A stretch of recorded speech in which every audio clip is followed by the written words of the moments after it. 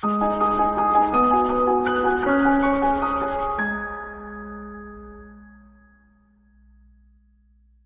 friends, welcome to ProTalent and this is our first module for legal maxims.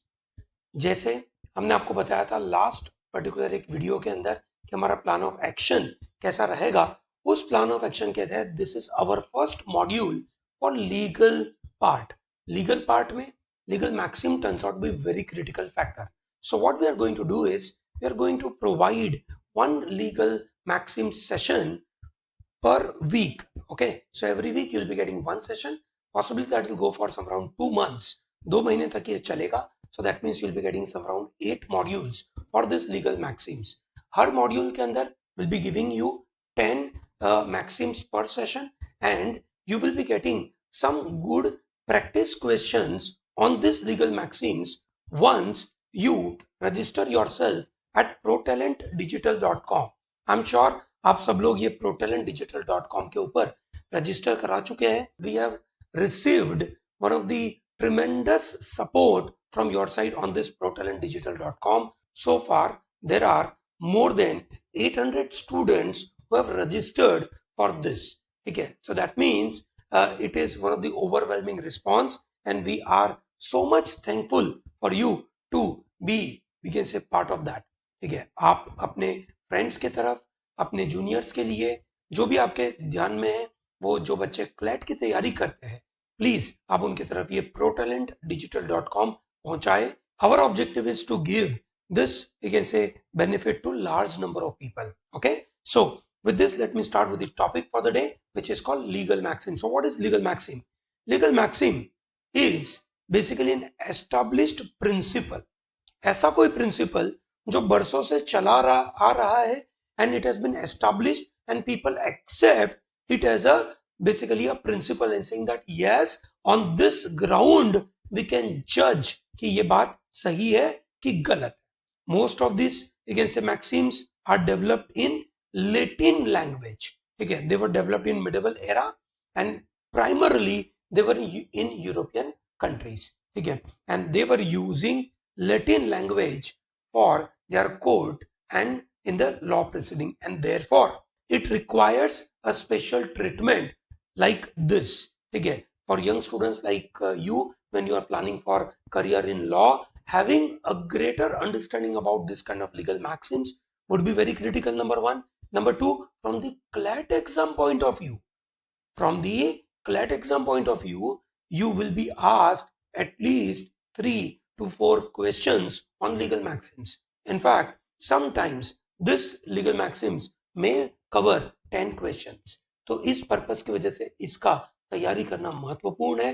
वापस repeat कर रहा हूं, law career के लिए लीगल मैक्सिम्स का नॉलेज होना बिल्कुल जरूरी है.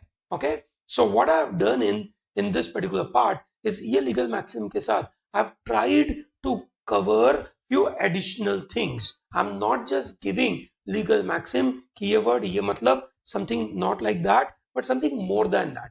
Let's see ये 10 legal maxim आपको कैसे पसंद आती है. अगर आपको पसंद आती है, प्लीज ये आप कमेंट सेक्शन में डालिए, इस वीडियो को शेयर करें और लोगों तक पहुंचाए. Okay, thank you very much and let me start with the first part, actionable पर से. ठीक है, so it says the very act is punishable and no proof of damage is required. Okay, that's the meaning of actionable per se. Let me repeat one more time. What is that? Actionable per se means it is legally sufficient to support a lawsuit in itself. ठीक है, ये photograph अभी 2 minute के बाद देखिए, उधर आप ज्यादा फोकस न लगाइए. अभी यहाँ जो बातें चल रही है उधर फोकस लगाइए. I'll explain exactly क्यों ये फोटोग्राफ मैंने रखा हुआ है. So वापस समझते हैं, actionable per se means it is legally sufficient to support a lawsuit in itself. In such actions, the plaintiff does not have to prove that he suffered any damage in order to have a cause of action. उसको ये prove करने की जरूरत नहीं है कि उसको ये चीज की वजह से नुकसान ही हुआ. That is actionable per se. वो एक्शन से ही दिख जाता है कि इसकी गलती हुई है. Okay, so that is called actionable per se. The very act is punishable and no proof of damage is required.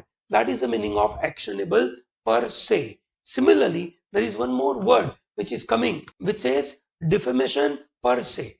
Defamation per se. It says the false factual statement caused harm to the targeted individual's standing or a reputation, leading to damages or some other harm, or the statement was so inherently defamatory that plaintiff need not prove damages. So defamation इतना खराब था कि उसने इतना obvious वे में उसके बारे में इतना बुरा बोला ताकि it doesn't require any proof. It doesn't require any proof for, you can say, this damage. Okay, that is what the defamation per se, and this is called actionable per se. ठीक है, अब एक यहाँ पे example हमने लिया है. So there was recent, this is a very latest, you can say, case. एक मलयाला करके मैगजीन है, दैट इज मलयालम मैगजीन. ठीक है, जहां पे उनके कवर पेज पे there was a actress, she was seen as a breastfeeding, and people went to court saying that this is objectionable per se, this is obscene per se. Kerala high court ने इस case को quash कर दिया, उस case को खारिज किया, बोला that beauty lies in the eyes of the beholder. अगर कोई बंदा ऑप्शन देखना चाहता है, उसको हर चीज में ऑप्शन दिखेगा.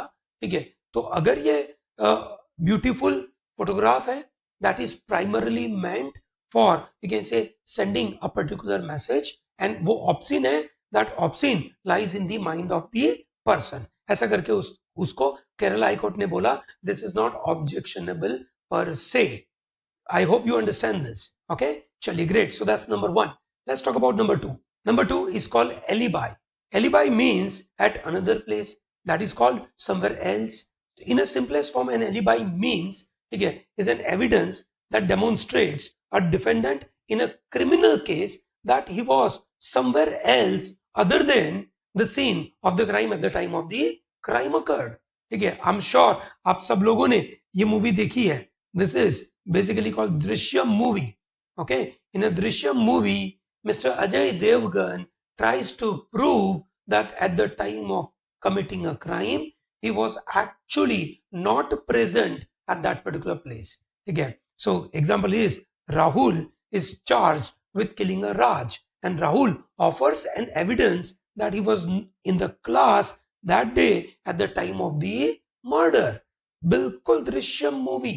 आई एम श्योर आप सब लोगों ने इसको देखा होगा और आपको ये समझ आ रहा होगा that what is the meaning of alibi. Okay, moving further, coming to number third point. ठीक है, that's a third maxim we are trying to understand, which is odi alteram partem. ठीक है, ये सब लीगल टर्म्स है, तो थोड़ा pronunciation में मैं सही ना हो, प्लीज मुझे माफ करिएगा उस बात के लिए. I am just trying to explain you certain idea. Okay, so this is odi alteram partem.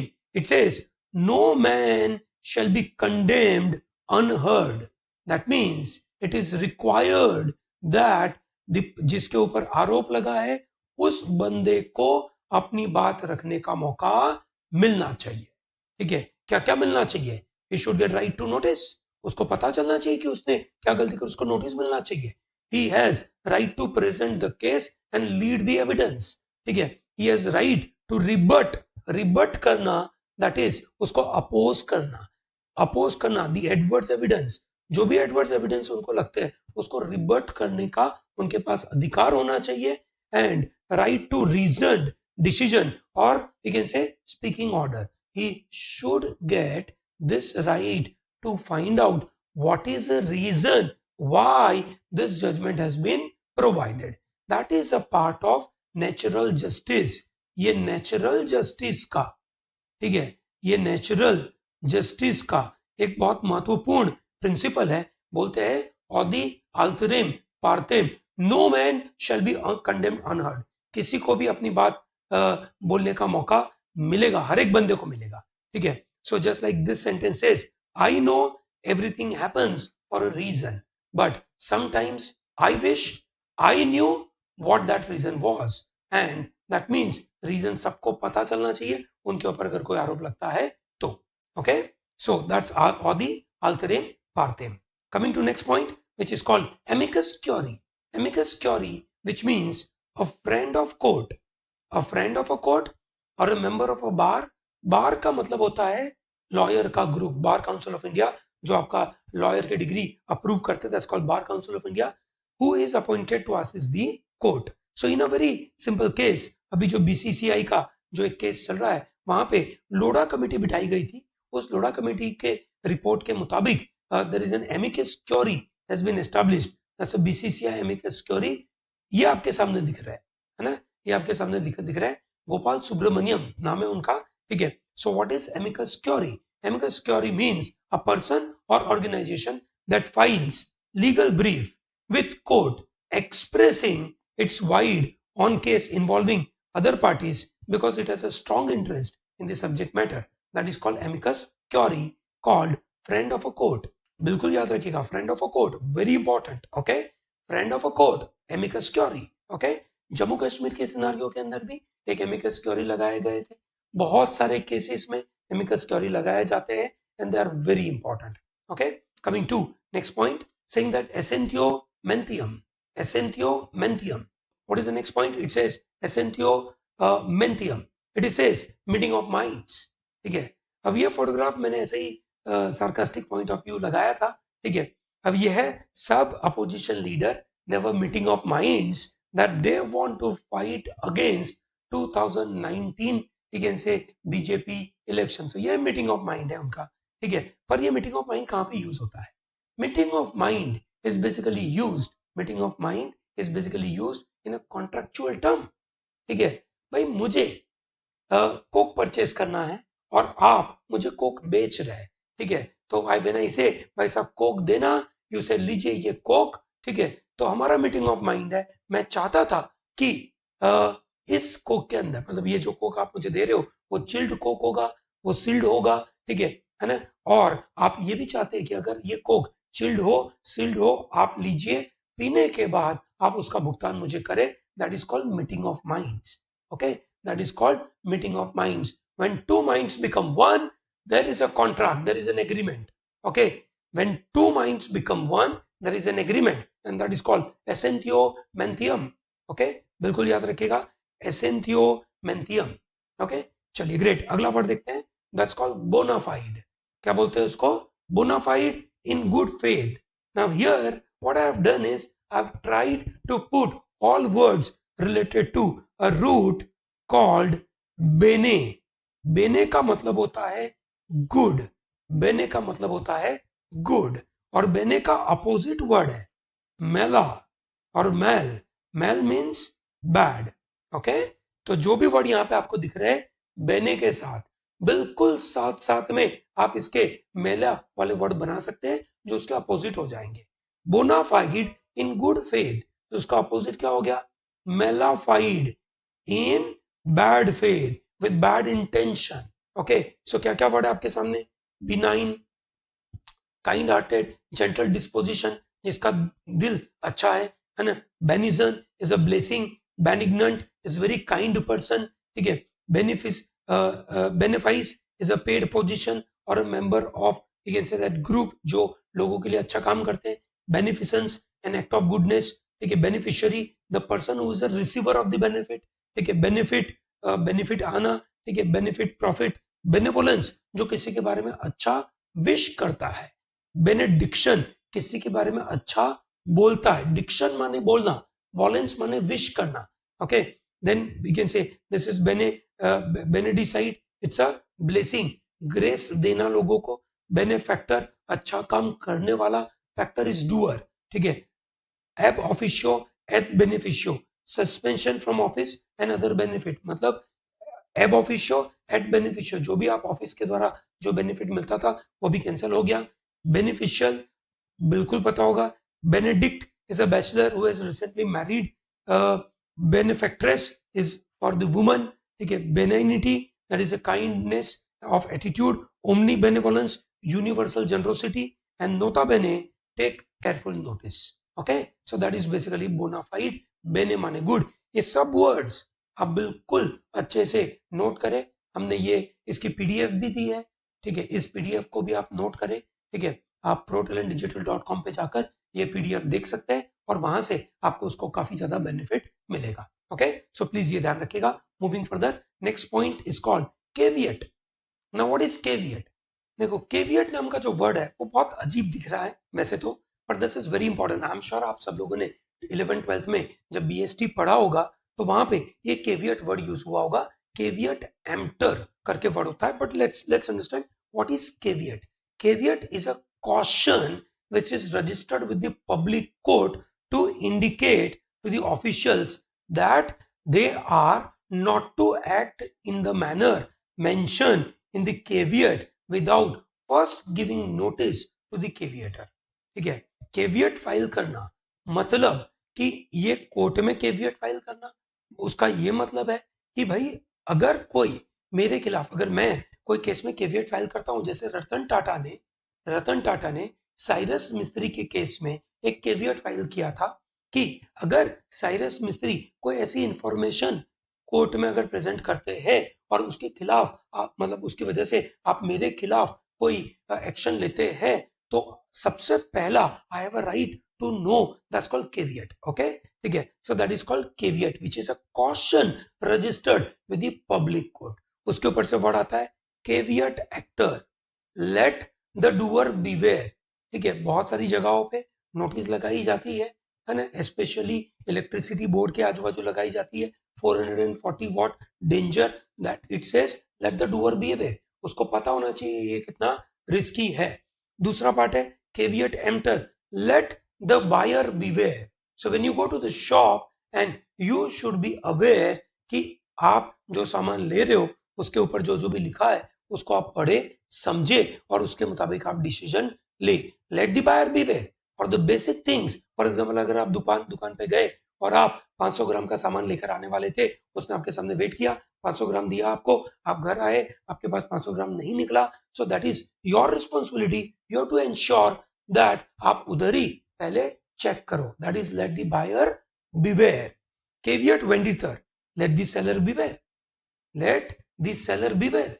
ऐसी कोई भी चीज जो सेलर को पता होनी चाहिए और उसको नहीं पता है तो प्रॉब्लम है। जैसे एक्सपायरी डेट, ठीक है, अगर उसको नहीं पता है, कोई मेडिसिन बेच रहा है और वहां पे एक्सपायरी डेट है और उसने वो एक्सपायरी डेट नहीं पढ़ी और वो बेच रहा है, so that is a problem, that's called caveat वेंडिटर।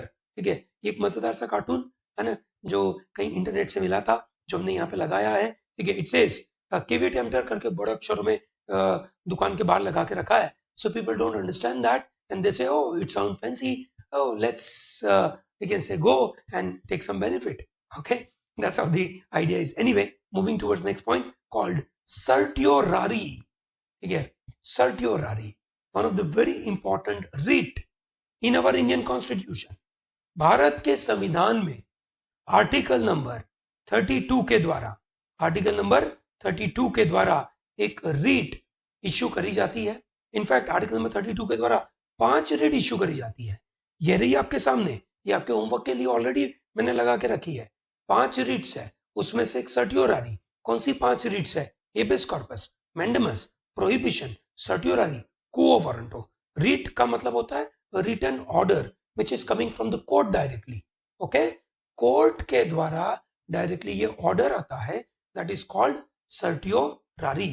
क्या ऑर्डर होता है certiorari? It is an order which is passed by an higher court, that the order which is passed by inferior court is क्वाश्ड।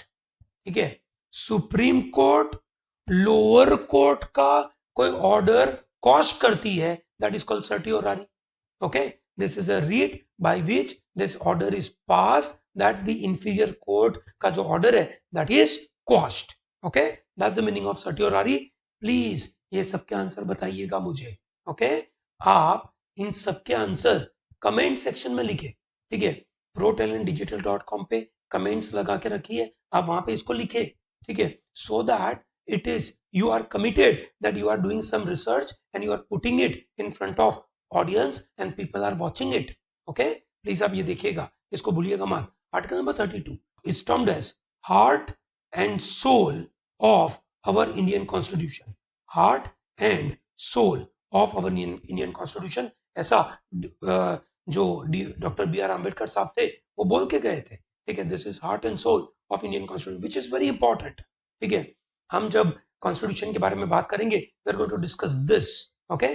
Moving further, next point is called damnum sign injuria. What is the meaning of this damnum sign injuria?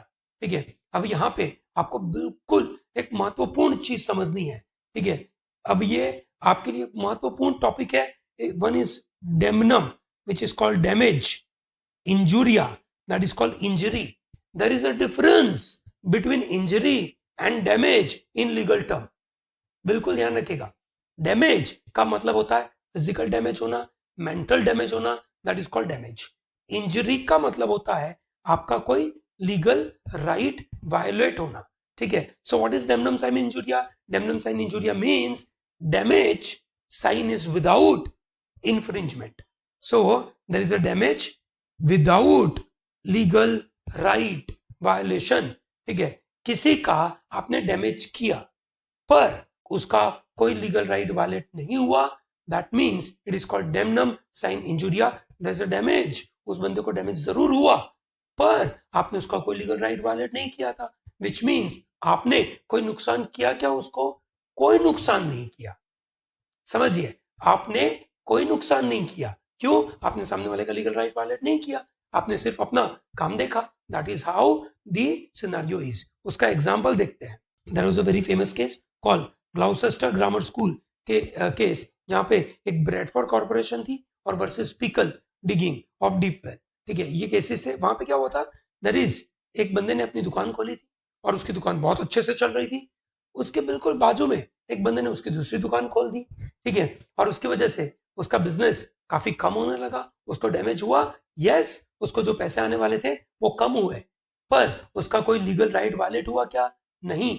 बाजू वाले ने जब उसकी दुकान खोली उसने सामने वाले का कोई लीगल राइट वायलेट नहीं किया। I hope this is very clear, ठीक है। I give you an example. अब आप सोच रहे हो कि ये क्लैट 2018 क्यों डाला हुआ है? क्लैट 2018 इसलिए डाला है कि आप में से जो बच्चे क्लैट 2018 देने गए थे तो आपको शायद मेंटल प्रॉब्लम हुआ होगा, आपका कंप्यूटर बीच बीच में रुक गया होगा, ब्लैंक स्क्रीन आई होगी, ठीक है, और आपको कहीं दिक्कतें पड़ी होगी। पर आपको अगर टोटल 120 मिनट मिली है तो भैया मिली है, आपको डैमेज हुआ पर आपका कोई लीगल राइट वायलेट हुआ नहीं है। That is very simple, that's how the judgment came of supreme court, okay. चलिए, great, that's called damnum sine injuria. Moving further, we have the last four our session. This session के लिए ये last maxim है, that's called doli incapax. It says incapable of crime. What is the basis of this presumption? It says that criminal responsibility cannot be availed at a very young age. ठीक है, theory has been built upon the theory that a person should be held criminally responsible only for the acts he intends to commit.